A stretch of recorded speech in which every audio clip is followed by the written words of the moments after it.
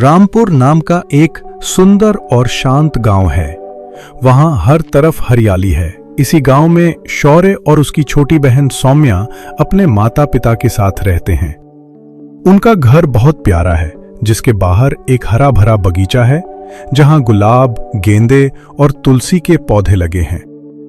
एक सुबह जैसे ही शौर्य सोकर उठता है और बाहर आता है, उसकी नजर झाड़ियों पर जाती है।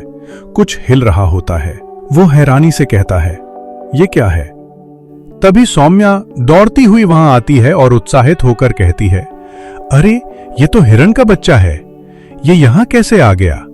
ये तो जंगल में रहता है। शौर्य के पापा बाहर आकर कहते हैं, मैं इसे जंगल में छोड़ आता हूं। लेकिन शौर्य और सौम्या एक साथ जिद करने लगते हैं, प्लीज पापा, आज के लिए इसे हमारे घर में ही रहने दो। पापा मुस्कुरा देते हैं और कहते हैं, ठीक है, लेकिन कल इसे जंगल में छोड़ना होगा। अब शौर्य और सौम्या उस हिरन के बच्चे के साथ खेलने लगते हैं। बगीचे में वो उसे दौड़ाते हैं, पत्तियां खिलाते हैं और ढेर सारा प्यार करते हैं। हिरन का बच्चा भी उनके पीछे पीछे उछलता कूदता है, जैसे वो भी अब इसी परिवार का हिस्सा हो। शाम हो जाती है, नीला आसमान नारंगी में बदल जाता है। बच्चे उसे प्यार से सुला देते हैं।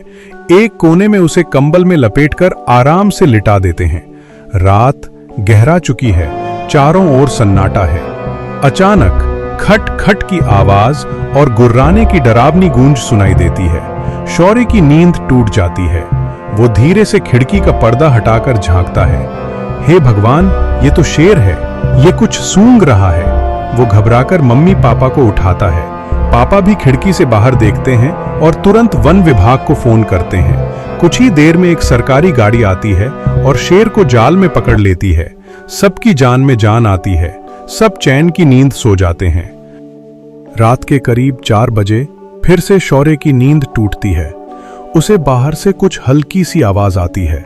वो फिर खिड़की से झांकता है। इस बार बाहर एक हिरनी खबेचैनी से इधर उधर देख रही होती है। शौर्य समझ जाता है, ये उसी हिरन के बच्चे की मां है। वो सबको उठाता है और धीरे से हिरन के बच्चे को लेकर बाहर आता है। जैसे ही हिरन का बच्चा अपनी मां को देखता है, वो खुशी से उछलता कूदता उसकी ओर दौड़ता है। हिरनी भी भागकर आती है और उसे प्यार करती है। पूरा परिवार ये दृश्य देखता है, मां बच्चे का मिलन जो हर दिल को छू जाता है। शौर्य, सौम्या और उनके माता पिता की आंखें भी भर आती हैं, लेकिन चेहरे पर सुकून की मुस्कान होती है।